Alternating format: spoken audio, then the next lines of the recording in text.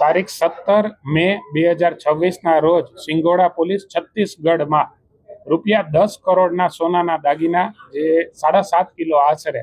એ વેપાર કરવાના હેતુથી રાજકોટથી વહન થઈ રહેલા હતા તેની જપ્તી પોલીસ દ્વારા કરવામાં આવી। સંપૂર્ણ ડોક્યુમેન્ટ એમની સાથે હતા, પરંતુ એ ડિલિવરી ચલણ એ સમજી ન શક્યા અને એમને બિલની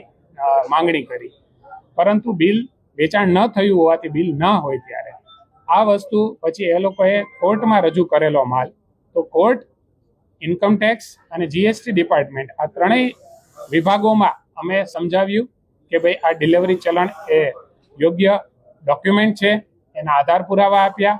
અમે એમના માલિક છીએ એના આધાર પુરાવ્યા, બધા જ બિલો રજૂ કર્યા અને એ સંદર્ભે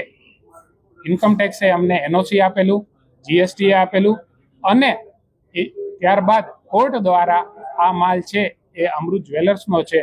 એ સાબિત થતા તેમને છોડવાનો હુકમ તારીખ 29 મે 2026ના રોજ કરેલો હતો। આ માટે ગવર્મેન્ટે ઓલરેડી સર્ક્યુલર આપેલો છે 10/10/2017નો જીએસટીનો,